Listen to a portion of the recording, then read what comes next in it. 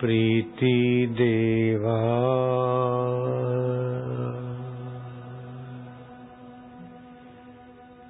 मम देवा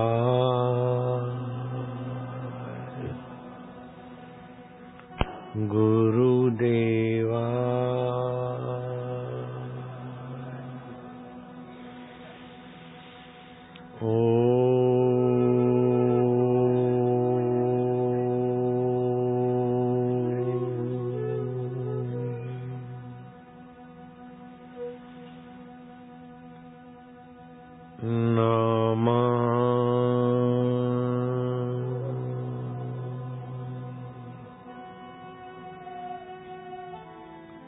शिवा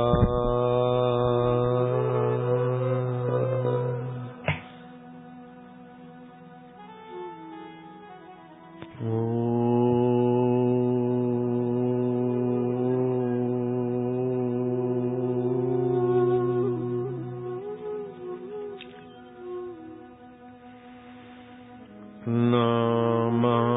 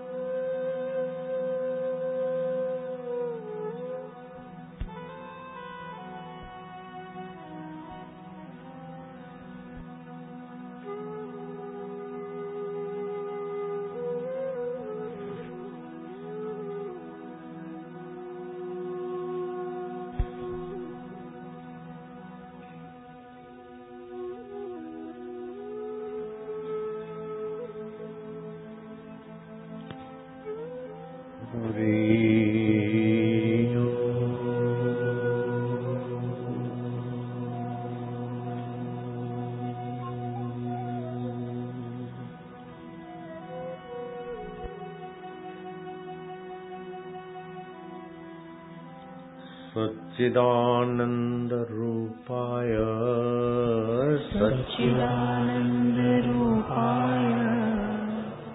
विश्व उत्पत्ति आदि हेतवे तापत्रय विनाशाय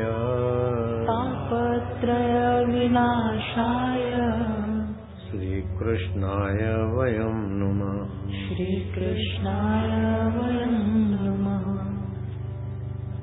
जो सत्य है, जो चिद है, जो आनंद स्वरूप है, जो सृष्टि की उत्पत्ति स्थिति और प्रलय का कारण है,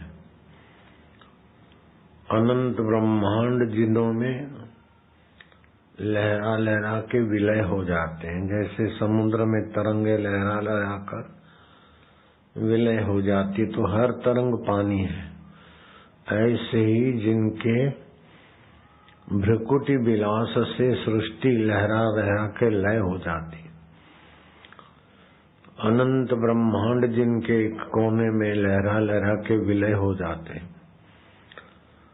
ऐसे परब्रह्म परमात्मा साकार कृष्ण रूप होकर भी प्रकट होते और व्यापक भी ज्यों के त्यों है।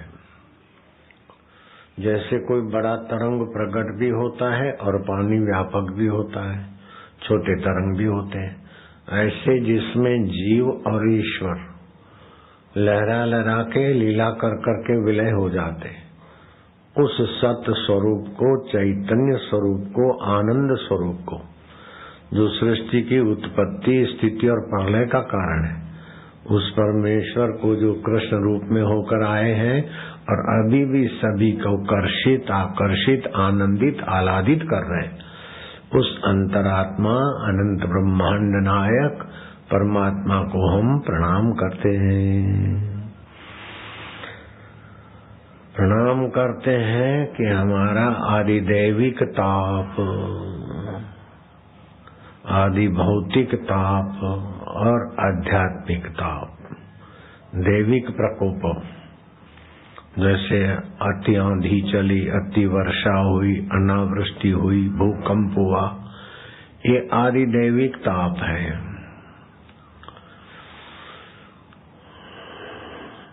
काम धंधा नहीं मिला, मकान नहीं है, नौकरी नहीं है, बीमारी है शरीर की, ये है वो है, सटरम सटरम दुनिया भर के, ये आदि भौतिक ताप है। और मन में बेचैनी है, अशांति है, क्रोध लोभ मोह सताते हैं, ये आध्यात्म ताप है, मानसिक ताप। इन तीनों तापों की निवृत्ति के लिए हम भगवान को प्रणाम करते हैं, भगवान की शरण जाते हैं, भगवान में शांति और भगवान के साथ सहयोग से हम इन तीनों तापों से पार होना चाहते हैं।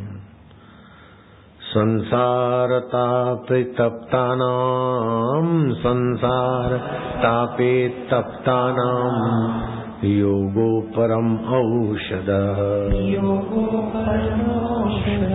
संसार के त्रिविध ताप में तपे हुए जीवों के लिए परमात्मा योग परम औषध है।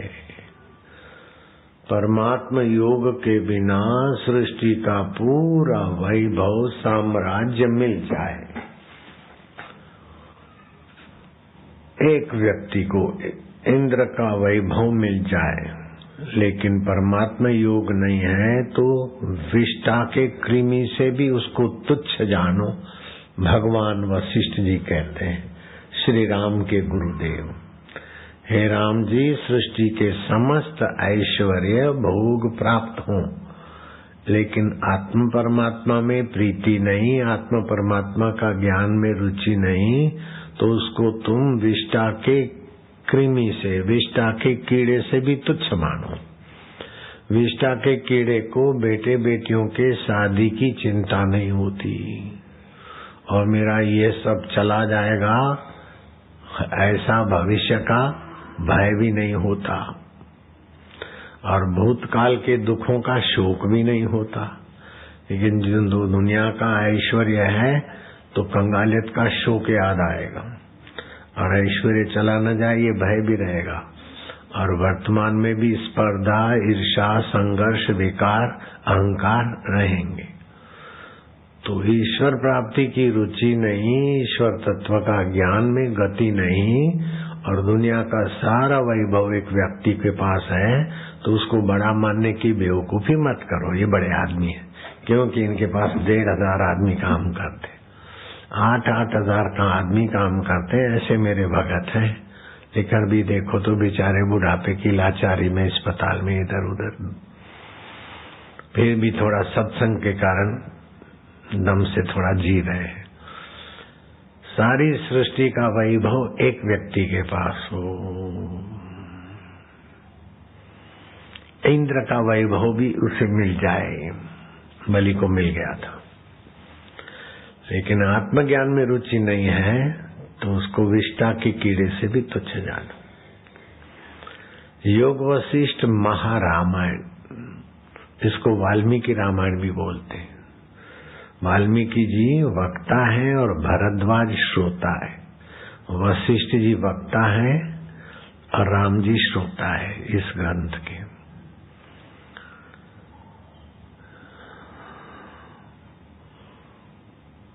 तो वशिष्ठ जी कहते हैं कि हे राम जी,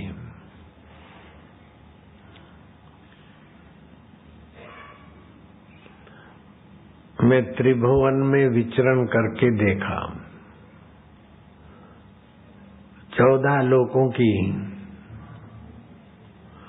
गति स्थिति मैंने जानी। हे राम जी, न देवता सुखी है, हर्षित होते हैं। सुख में और हर्ष में फर्क है। यहाँ सुख आत्म सुख की बात है।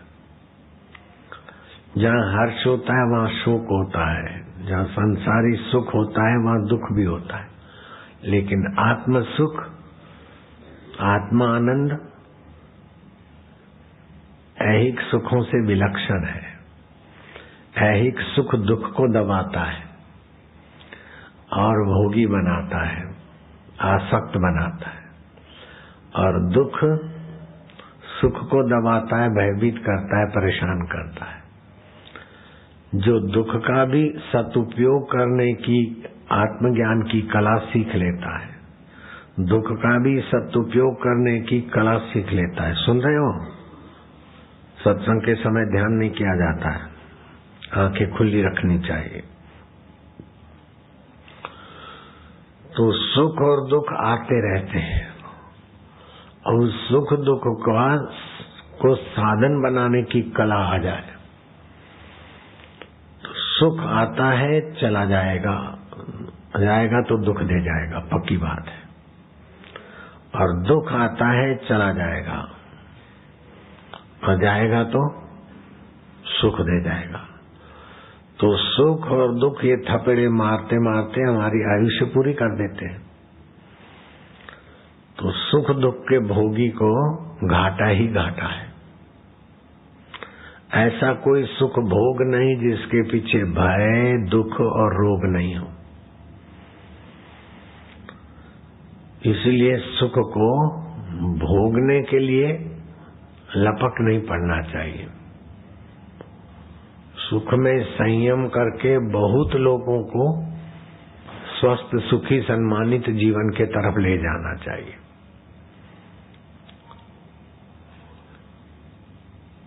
दुख का भी भोगी नहीं होना चाहिए। दुख आए तो विवेक जगाओ। बदपरहेजी से बीमारी का दुख आया, आसक्ति से संसार का दुख आया, अज्ञानता से जीवत्व का दुख आया, तो ये अज्ञानता, आसक्ति और बदपरहेजी मिटाएंगे और दुखहारी श्री हरि की स्मृति प्रीति में लगेंगे। तो आपने दुख को साधन बना लिया, वो दुख आपके लिए साधन हो जाएगा। ऐसे सुख भी बहुजन हिताय बहुजन सुखाय में लगाया तो सुख भी साधन हो जाएगा। तो सुख और दुख को साधन बनाने से आप साध्य को, परमात्मा को सहज में पाने की यात्रा में सहज में चलने लगेंगे। सुख स्वप्न है, दुख बुलबुला है, दोनों मेहमान है, दोनों बीतने दो, उसको जानने वाला आत्माराम मैं हूँ। श्वास अंदर जाए सो बाहर आए हम है अपने आप हर परिस्थिति के बाप। परिस्थितियां की ताकत नहीं टिकी रहे, सुखद परिस्थितियों की ताकत नहीं कि टिकी रहे, दुखद परिस्थितियों की ताकत नहीं कि टिकी रहे। ये तो सब आती जाती है, लेकिन इन सब परिस्थितियों की ताकत नहीं कि हमें मिटा सके। मौत की भी ताकत नहीं जो हमें मिटा सके, क्योंकि हम सच्चिदानंद रूपाय विश्व उत्पत्ति आदि हेतवे तापत्रय विनाशाय श्री कृष्णाय वयम नमः, जो त्रिताप को नष्ट करने वाले हैं। ऐसे प्रेमावतार को नमन करके हम अपने प्रेम स्वभाव को, सत्य स्वभाव को, चेतन स्वभाव को, आनंद स्वभाव को जानने में लगे हैं। वास्तविक सभी का स्वभाव, जो रोते हैं, दुखी होते हैं, परेशान होते हैं, कहराते हैं, असली रूप में वे दुखी नहीं है, असली रूप में वो रोते नहीं है, असली रूप में वो कहराते नहीं है। रोना कहराना है उसको भी वो जान रहे हैं, लेकिन उनको पता नहीं।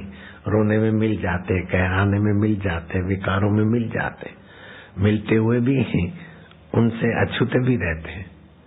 कितना भी रोना आए, कहराना आए, उधर देखो, अब कहरा रहे तो कहराने को देखने वाले भी तो है। मेरे को जहरी मलेरिया हो गया था और फिर दिए हुए कार्यक्रम मनोबल से करते करते शरीर एकदम भाप उखाड़ गया था, हेमोग्लोबिन 6-7 हो गया था।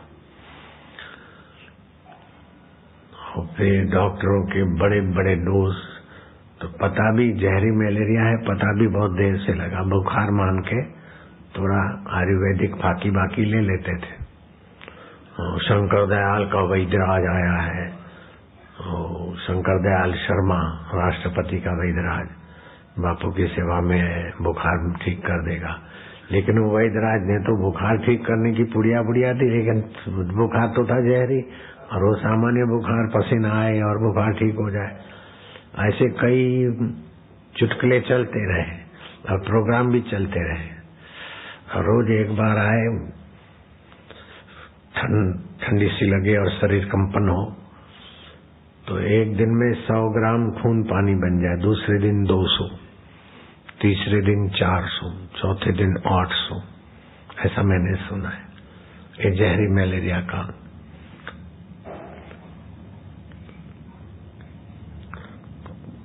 ऐसा कुप्रभाव पड़ा कि बड़े बड़े डोज डॉक्टरों ने हाथ में सुराख कर दिया और वहीं से इंजेक्शन शरीर में प्रसार कर दी।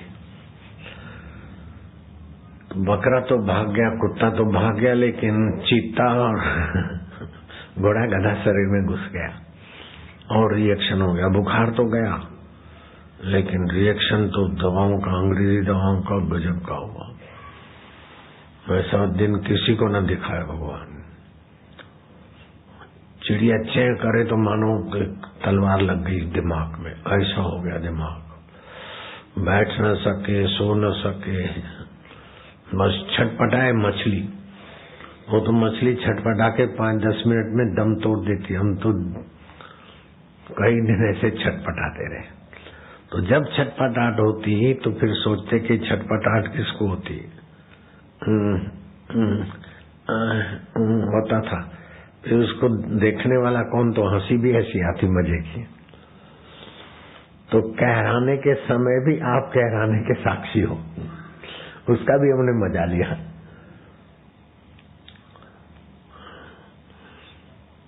लेकिन इतना शरीर ने बाँ पुकारी कि लगा कि अब शरीर टिकेगा नहीं, तो सेवक को बोला तू बाहर बैठ, शांत रहना, कहीं जाना नहीं, किसी को कुछ बोलना नहीं, सुबह दरवाजा खोलना, मैं कुंडा बंद नहीं करता हूँ, और फिर इधर कुछ ज्यादा धाम धूम नहीं, शांति से ही रहे ये जगह, जो कुछ सूचनाएं देनी थी। और हम फिर प्राणायाम करके अब शरीर छूटना ही है तो श्वास रोककर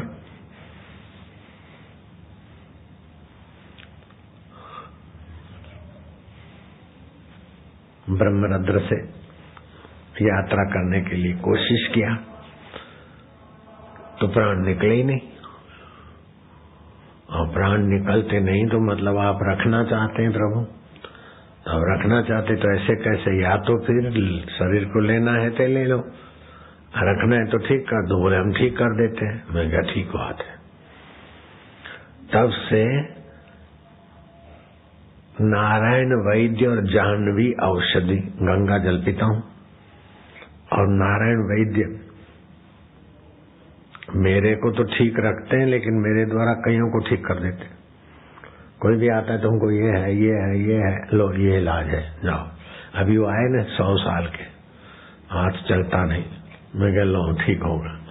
वो जाने वाला हूँ जाने वाला, मैं कह अभी नहीं जाना, 3 बार मिलना फिर जाने का देखेंगे। फिर 3 बार से 5 बार कर दिया उसका संकल्प। अब वो 5 बार मिले बिना नहीं जा सकता। अब 5 बार कब मिलता है वो जाने, लेकिन फिलहाल उसका संकल्प बन गया, अब जाएगा नहीं। वो आया था ना, किसान परिवार का था, अभी पेंशन मिलता है 100 साल का। पेंशन देने वाले हंसते कि देखो सारे पेंशन लेने वाले चले गए, तुम सरकार के बड़े ग्राहक हो पक्के हैं। 100 साल उम्र हो गई, पेंशन मिल रहा है। वो जमाने की नौकरी थी, अभी 6000 पेंशन मिलता है, जब 12-15 हजार की नौकरी पूरी हुई होगी। तो कोई गुरु किया नहीं, और इधर आने को रुचि नहीं थी, और वो भाई उनकी परिवार वाली बहन साधक थी, वो ले आई। अब वो बोले बाबा हाँ ये तो आते नहीं थे, मैं लाई हूं जबरदस्ती। मैंने कह दिया अब ये तेरे को लाएगा जबरदस्ती, बिल्कुल ऐसा होगा। उसको प्यार मिल गया, फर्क पड़ गया। तो भगवान का आश्रय, भगवान का सत्संग, भगवान की प्रीति नहीं है और ऐश्वर्य है, तो वो आदमी को विष्ठा के कृमि से भी तुच्छ जानो। और एक टाइम खाने को नहीं मिलता, चांडाल के घर की भिक्षा ठीकरे में मिल जाती है टुकड़ा, वो खाकर भी जो आत्मा परमात्मा का ज्ञान ध्यान वाली जगह मिलती है तो उस स्थान का त्याग नहीं करना चाहिए। ये योग वशिष्ठ महारामायण वाल्मीकि रामायण में आता है। क्योंकि ऐश्वर्य भोगने वाला अंत में नरकों में जाएगा, और सत्संग का आश्रय लेने वाला अंत में अनंत में एकाकार हो जाएगा।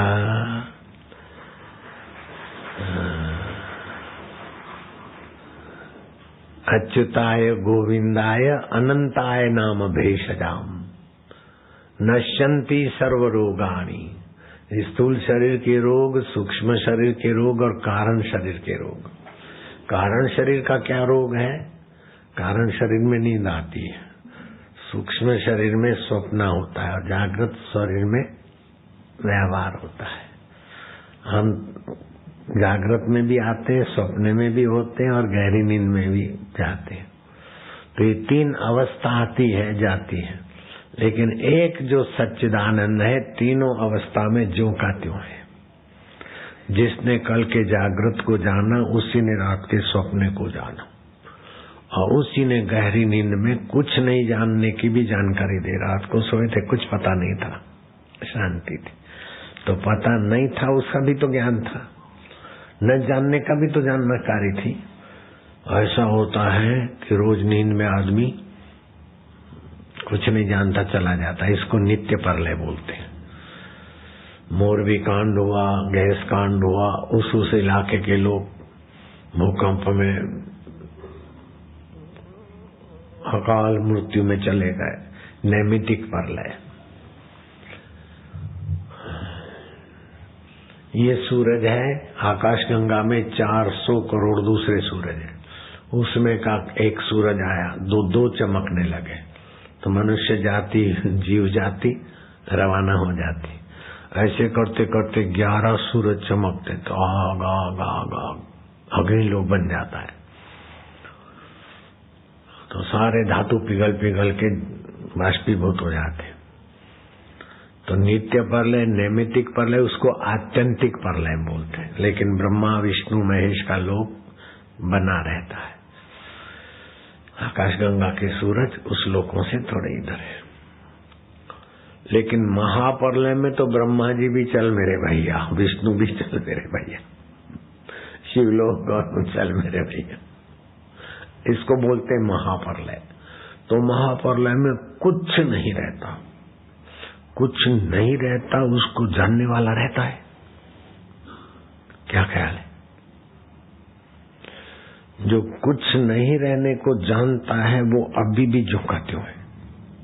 और वही हमारा आत्मा है, जिसको नित्य प्रलय, नैमित्तिक प्रलय, आत्यंतिक प्रलय, महाप्रलय भी मिटा नहीं सकते। वह है सच्चिदानंद, और उसी की ध्वनि चलती रहती है। श्वास अंदर गया तो सो, बाहर आए तो हम, सो हम।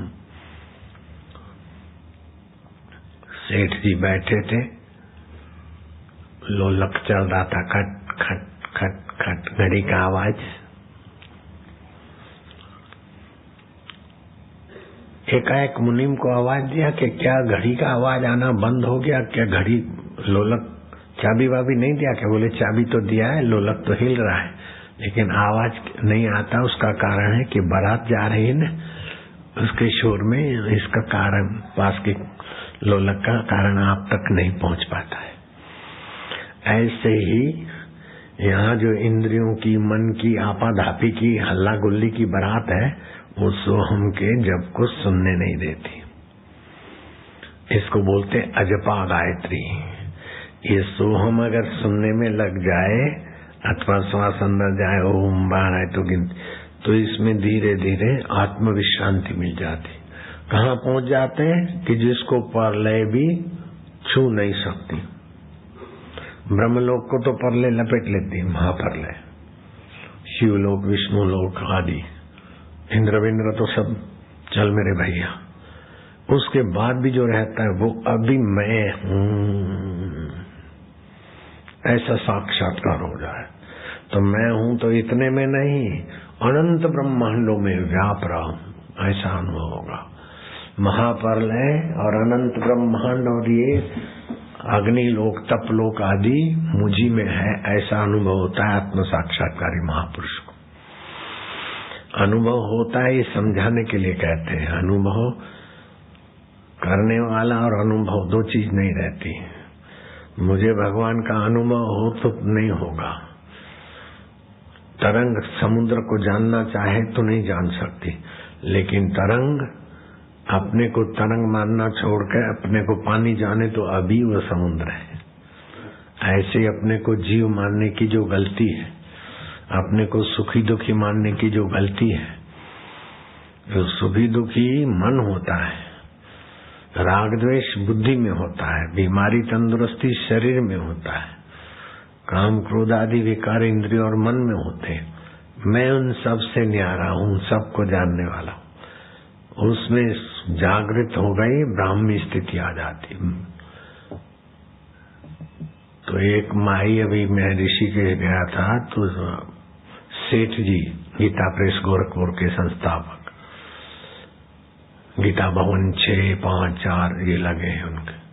तो सेठ जी किसी माई को देखे और उनको बड़े प्रेम से आदर से ले आए गीता भवन में 3 नंबर में। 40 साल वहां रही। राम सुखदास जी का 5-7 कमरों का कैंपस और उस बाई का कैंपस, ये दोनों साथ में थे। ऊपर खाली थोड़ी दीवार थी। बाबा जी, हम राम सुखदास जी से ऊपर बातें करते थे, मित्रवत बाबा जी में उनके साथ टहलने भी जाती और प्रश्न करती।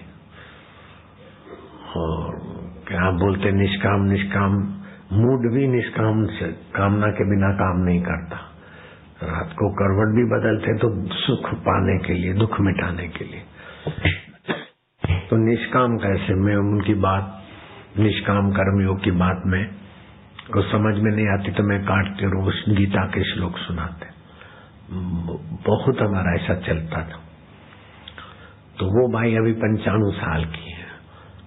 तो वहाँ के जो संस्थापक हैं, ये संस्थापक नहीं व्यवस्थापक, उन्होंने कहा वो हमारी दर्शन करना चाहती है लेकिन वो चल नहीं सकती, तो आप चलो। मैं क्या चलता हूँ। तो हम गए। वो भाई ने कहा कि हमको एक गुरु मिले थे और उन्होंने कहा देखो तू इंद्रियां नहीं है, तू मन नहीं है, तू बुद्धि नहीं है, इन सबको जानता कौन है? और मेरी आंखों में देख। ऐसा करके उन्होंने क्या संकल्प किया, मैं तो शुद्ध बुद्ध भूल गई। 6 महीने तक पता ही नहीं चला। मेरे शरीर की सब चेष्टा दूसरी कराते थे। फिर धीरे धीरे शरीर भाव में आई और अब तो गाय भी पाली है, मंदिर भी है, ये है वो है, ये सेवक है, 1-2 नौकर रखे हैं, मेरा भाई देखभाल करता है, ये सब। तो मैंने कहा तुम्हारे को ये स्थिति के बाद आवरण भंग हुआ। आप और ईश्वर के बीच की नासमझी का जो आवरण होता है, सूक्ष्म शरीर में जो अज्ञान होता है, उसको अज्ञान मज्ञान नहीं बोला, उसको आवरण भंग बोलते हैं।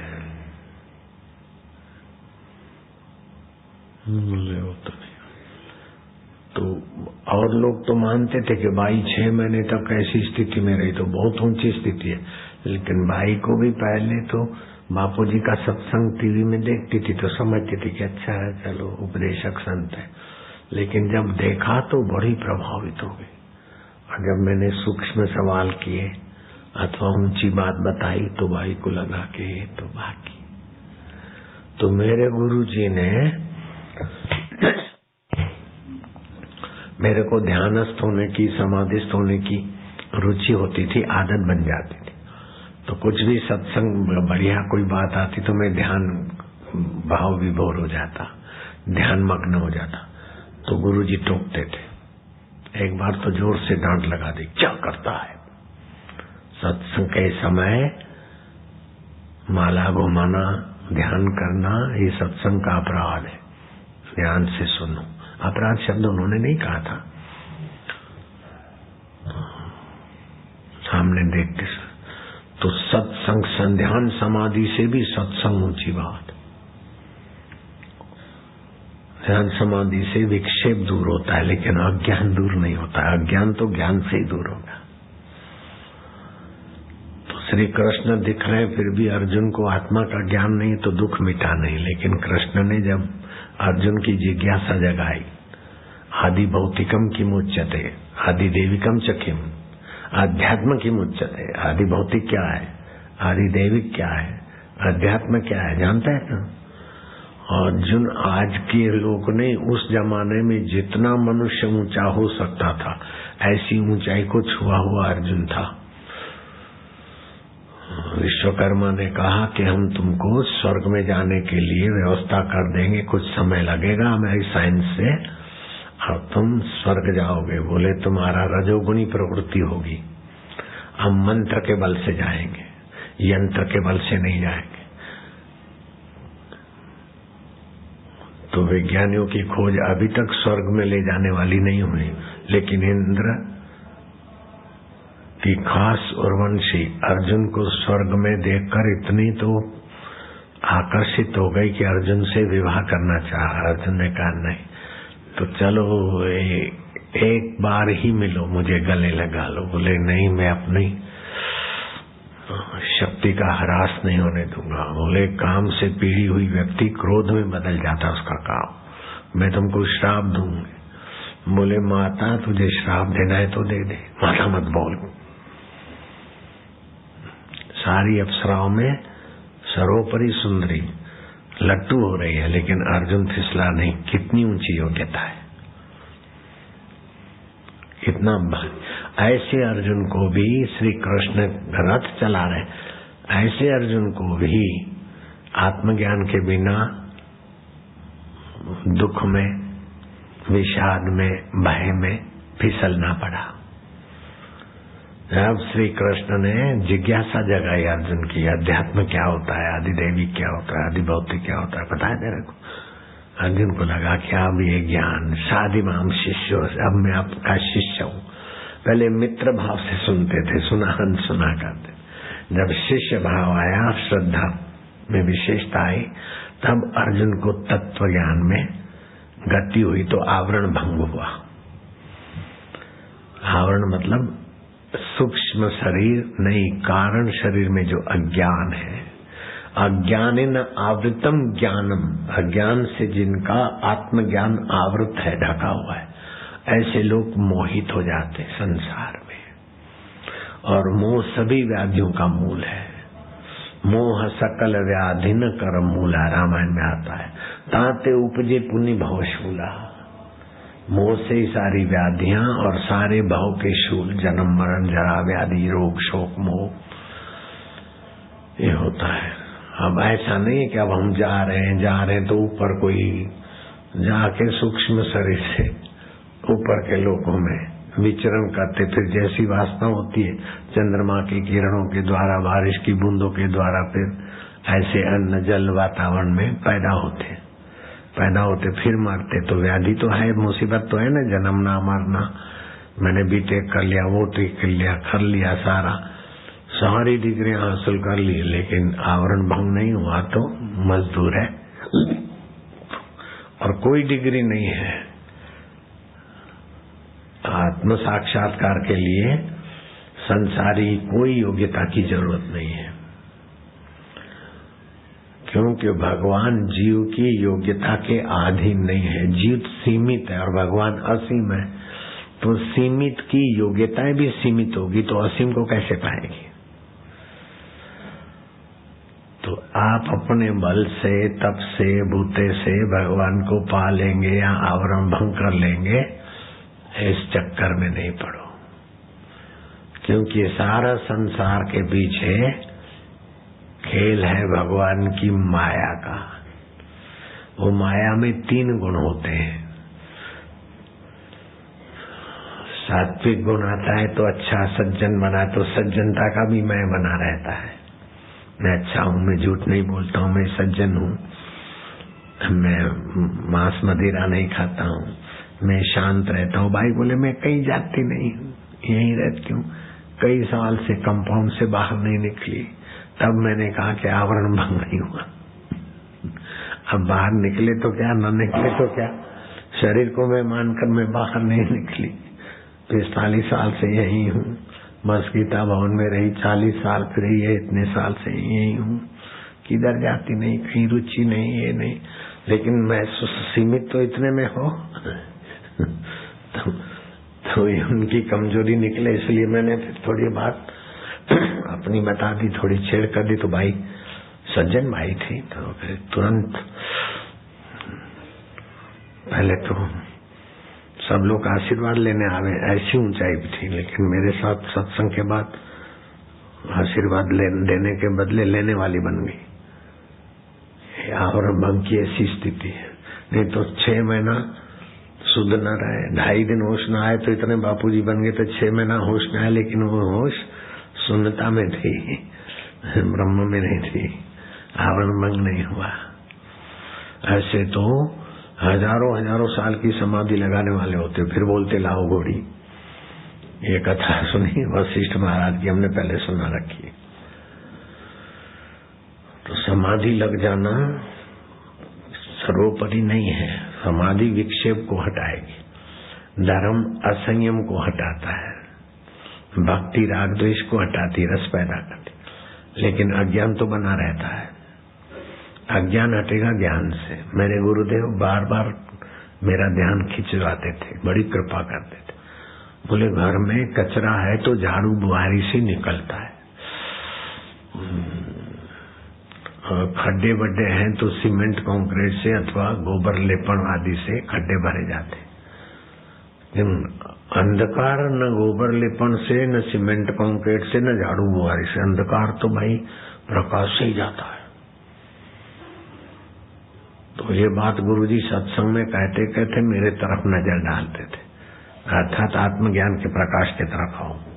आंखें मूंद के बैठ गए नहीं, सत्संग के समय समझो। आंखें मूंदे तो फिर उस समय सुनना नहीं होना चाहिए, मनोराज नहीं होना चाहिए।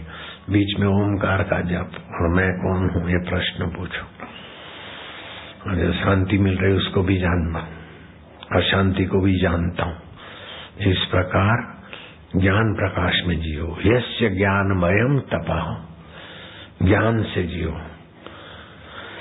अमरे जी किय ईंदो स्वांग फकीरिय जो सुरहो किय थींदो।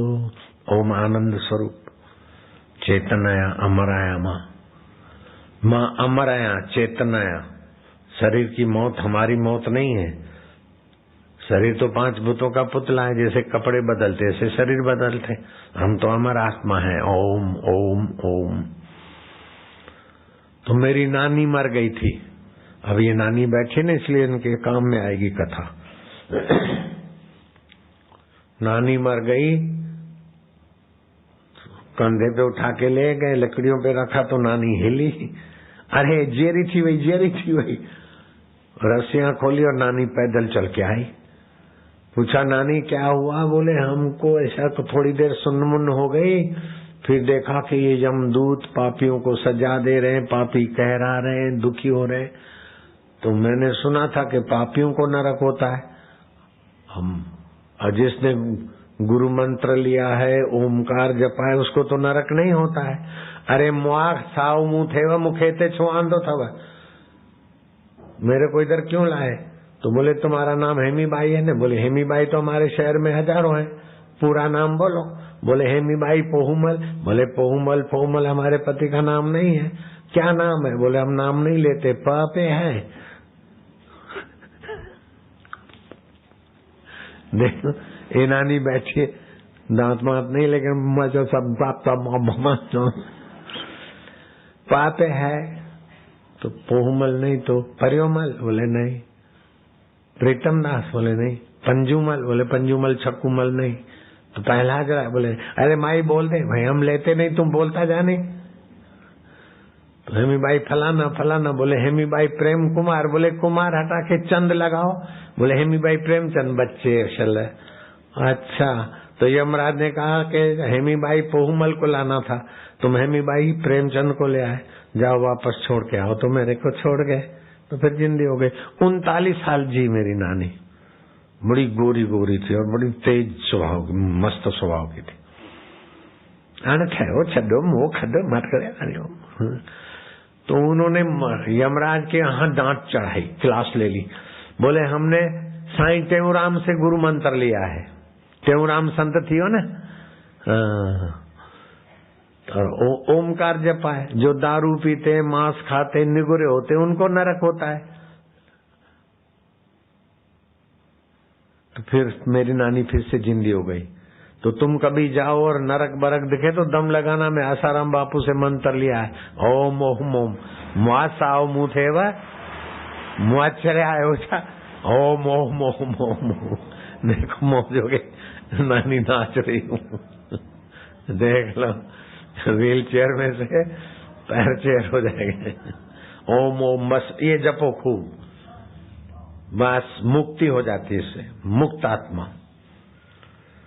ओम अंतरात्मा हूँ मैं, चैतन्य हूँ, हाड़ मास का शरीर नहीं हूँ। मरने के बाद अपना शरीर दिखता है कि ये लोग रो रहे हैं, ये मेरा शरीर था, ये मेरे पत्नी है, ये मेरे बहू है, ये मेरे पोते हैं। इधर में खाती थी सोती, और शरीर को अपन देखते तो शरीर नहीं है ना। मरने के बाद भी शरीर को हम जानते हैं, तो ये शरीर हम नहीं है। ऐसे मन भी हम नहीं है, बुद्धि भी हम नहीं है, ये सब बदलते हैं। उसको जानने वाले कौन है? उसको जानने में जब लगते हैं तो पता चलता है कि हम सत रूप हैं, चेतन रूप हैं, आनंद रूप है, और केवल यहाँ नहीं, विभू व्याप्त है, ब्रह्म स्वरूप है। इसको ब्राह्मी स्थिति बोलते हैं। तो ऐसी एक दूसरी नानी हो गई। अब नानी बैठी तो नानियों की कथा सुनो। दादी माँ, नानी माँ। कानपुर में एक हो गई दादी माँ, उनका बेटा था डॉक्टर, टंडन साहब, डॉक्टर टंडन साहब मशहूर था। तो अभी देहरादून में स्वामी राम की संस्था है। स्वामी राम का जो गुरु था वही उस माई के भी गुरु जी थे, देहरादून वाले। एक तो राम तीर्थ हो गए, दूसरे देहरादून वाले स्वामी राम। तो एक दिन अपने बेटा डॉक्टर को बुलाया, बेटा टंडू, लोग तो टंडन साहब बोलते, टंडू, ओ पुट्टा टंडू हेदाच, कुंवर के भी सद कर, बहू को भी बुलाओ, और तुम्हारे जवाई को और बेटी भी आई है ना, बुलाओ सबको। अब मैं जा रही हूँ। नहीं माँ, मैं नहीं, सासू जी मैं नहीं जाने देंगे। अरे बोले ये तुम्हारे रोने धोने के चक्कर में मैं नहीं आती। अब मोह माया गई। ये सब माया का खिलवाड़ है। कौन सासू, कौन बहू, कौन माँ, कौन बेटा है, तो मोह माया का खेल है, चला चली का मेला है। माँ माँ माँ माँ, नहीं माँ कोई कसूर हो गया, अब मैं क्या करूँ, दवाई काम नहीं। अरे बोले तूने बेटा जो किया किया, पीड़ा है तो शरीर को है थोड़ी बहुत, मुझ तक पीड़ा नहीं पहुँचती, पीड़ा शरीर तक है, पीड़ा का भाव मन तक है।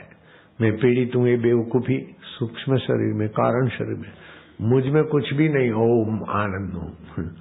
ठंडो, अब रोना धोना नहीं, हम अपने धाम में जा रहे हैं। अपना धाम अनंत ब्रह्मांड व्यापक परमात्मा है। आप कहीं वैकुंठ में नहीं जाऊंगी, स्वर्ग में नहीं जाऊंगी, और तुम्हारे घर में आके बबली या बिल्ली नहीं बनूंगी। घर का मोह नहीं है।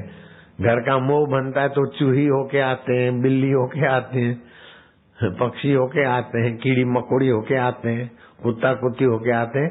वो जिनको मोह होता है वो घर में भटके। अब इस घर में तो मोह नहीं, शरीर घर में भी मोह नहीं, किसी लोकांतर में भी मोह नहीं। मोह तो व्याधियों का मूल है, और गुरु जी के ज्ञान से अज्ञान हट गया। अब मैं ब्रह्म स्वभाव को प्राप्त हो गई हूँ। मैंने मौत पर विजय पा लिया। मौत जिसकी होती है वो मैं नहीं हूँ, और जहाँ मैं हूँ वहाँ मौत नहीं है। ओम ओम। हमारी जो वाणी में बड़ी अनुभूति की सुवास आ रही थी, आंखों में चमक थी। अब रोना धोना नहीं, बहू नहीं, सासू माँ, छोड़, चुप रहे, ये रोने धोने की बात मत करो। ममता अभी समझने का समय है। बेटा तुमको भी शरीर छोड़ना पड़ेगा। ये शरीर तो मिला है, जैसे गाड़ी मोटर मिलती है कहीं पहुंचने के लिए, ऐसे अपने आत्मा परमात्मा में पहुंचने के लिए शरीर मिला है, मन मिला है। इसमें सासू जी मई जी नहीं करो। अभी ध्यान से सुनो। तुम थोड़ी देर बैठो, फिर जाना। मैं कमरा अंदर से बंद नहीं करूंगी, नहीं तो तुमको कमरा तोड़वाना पड़ेगा ना। तो मैं तो अपने स्वरूप में जाऊंगी। अब तुम लोग जाओ, समय हो गया है, और 1 घंटे के बाद दरवाजा खोलना, और ज्यादा रोना धोना नहीं। जैसा भी करना है, अग्नि संस्कार जो भी करना, लेकिन तुम समझना कि ये शरीर पंचभौतिक है। मन भी अनेक शरीरों में जाता है, सूक्ष्म शरीर जीवित होता है, और उन दोनों का मूल कारण शरीर है। अपने और ईश्वर के बीच में अज्ञान जो है ना, वो कारण शरीर है। कारण शरीर में नींद आती है, सूक्ष्म शरीर में स्वप्न होता है, और सूक्ष्म शरीर जब इंद्रियों में आता है तब जागृत होता है। ये खेल रोज होता है, जागृत, स्वप्न, गहरी नींद, ये सब बदलता है। फिर भी जो नहीं बदलता है वो तुम हो, उसको जान लेना। अच्छा अब जाओ। अब डॉक्टर टंडन ने पत्नी को इशारा करा कि माँ को अब नाराज नहीं करना चाहिए। संत हृदय है ना, उनकी आज्ञा माननी चाहिए, जो कह दे अमल करना चाहिए, उनकी बात नहीं काटनी चाहिए। हाँ बोले, देख तन्नू ठीक बोलता है, चलो अब जाओ, देर हो गई। जमाई बोलता है, माता जी आप जाओ, जमाई हो तो उनके हो। भाई का जमाई फमाई, अपने को जमाई मत मान, अपने को आत्मा जान बेटा, जाओ। सब चले गए।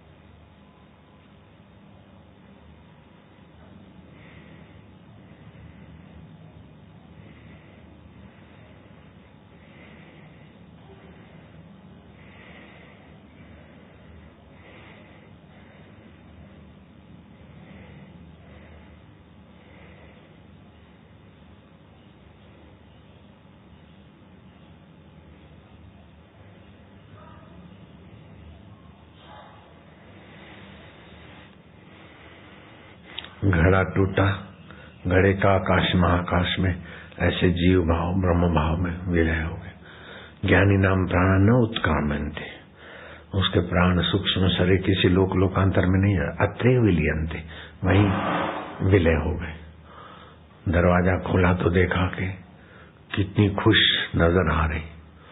सामान्य आदमी जाता है ना तो उसके प्राण नीचे से तो नीचे डबल बबल हो जाता, किसी के नाभि से जाते, किसी के मुंह से जाते, किसी के तो फिर ऊपर से। तो माता का अग्नि संस्कार कर दिया वो नानी का। बाद में उस कमरे में जाके बैठे तो मैं आनंद हूं, मैं चैतन्य हूं, मैं अमरात्मा हूं, ऐसे भाव जगते थे। जैसे टीबी का मरीज मर जाता है, उसके कमरे में रहने वाले को टीबी पकड़ लेती, ऐसे ब्रह्म में स्थित होने वाले उसका शरीर नहीं रहे फिर भी उस जगह पे वो जहाँ चरण रह जाए, जहाँ घूमे, उनके अपने परमाणु होते, वाइब्रेशन होते। तो इसी से तीर्थत्व आता है। तीर्थी कुर्वन्ति तीर्थानी। अब घर में इतना प्रयत्न करते और ये सत्संग सुने तो इतनी शांति और इतना आनंद नहीं आता जितना इधर आएगा। बड़ी सड़क से छोड़कर आश्रम की सड़क पे आए और आश्रम की सड़क छोड़कर आश्रम के अंदर आए तो मन बुद्धि सब बदल जाता है। होता है ना इधर, अच्छा लगता है, इसीलिए तो आते हो। रोज मना करता हूँ तब भी रोज आते हो। मेरा तो कोई प्रोग्राम नहीं है, मैं तो एकांत में रहने को आया इधर। आ जाते तो फिर जाने का मन नहीं करता तुम्हारा? क्यों नहीं करता? शांति मिलती है, आनंद मिलता है। ऐसे दत्तात्रेय भगवान को देखकर भी लोग खिंच खिंच के जाते थे, तो दत्तात्रेय फिर तंग होकर बोले मैं तो मर जाता हूँ। लीला किया, नदी में कूद गए, श्वास रोककर 1 माइल अंदर से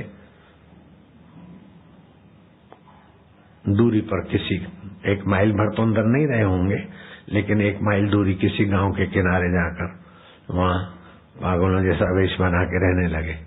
तो जिस गांव से कूदे थे वो गांव वाले का ससुराल वहां था। वो अपनी पत्नी को लेने को आए तो पहचान लिया, तो उस गांव में भी बता दिया कि ये दत्तात्रेय भगवान यही है, संत दत्तात्रेय है। तेरे की वो गांव वाले तो तंग करते थे, ये भी। फिर वो कुत्ता साथ में रखते थे। अब तो दत्तात्रेय भगवान चिरंजीवी है ना, अब तो कामधेनु गाय को कुतिया का रूप दे दिया और खुद ऐसे पागल जैसे घूमते। जरूरत पड़ी तो बोले उस कुतिया का दूध कुत्ता नहीं होती, कामधेनु होती। तो ये एकनाथ महाराज को दर्शन दिए तब ऐसे ही गंदे लिबास में और एक कुतिया साथ में थी। फिर बोले अच्छा बोलो, तो देखा कामधेनु का दूध। तो भीड़ भाड़ से बचने के लिए ऐसा भी करते हैं। एकांत में जो आनंद है ना, अब कुतिया बुतिया कहाँ करूं, ये जमाना कुतिया लेके घूमूं तो भी मजा नहीं आए। इसलिए मैंने तो बाउंड्री बना दी और मैंने अपनी बेगम बना दी है।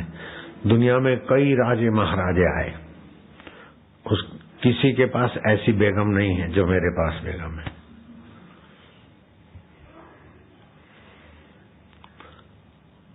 इतिहास साक्षी है।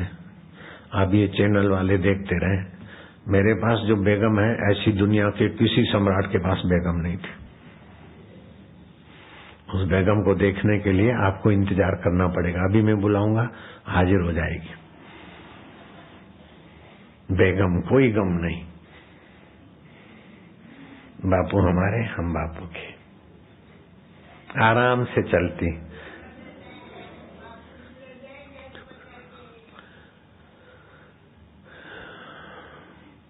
हमारा एक सेवक है ना, एकदम बेगम जैसा रहता है, तो उसका नाम मैंने बेगम रख दिया है। खाकी वर्दी में रहता है, बंदूक रखता है।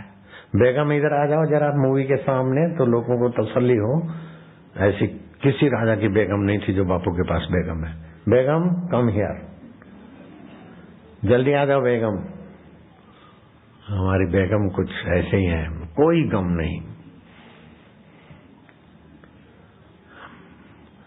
बापू में बुद्धि चाहिए, बड़ा गंभीरता चाहिए। और फिर ऐसी बेगम की चुटकिला लाके सामान्य आदमी को भी जरा मजा आ जाए, इस बहाने भी चिंतन तो हो जाएगा भगवान का, संत।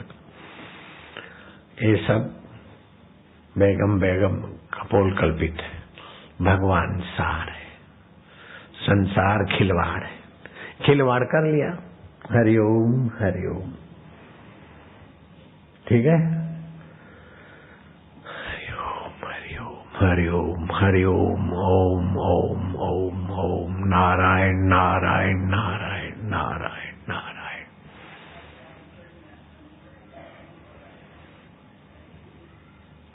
मौज हो गई अब।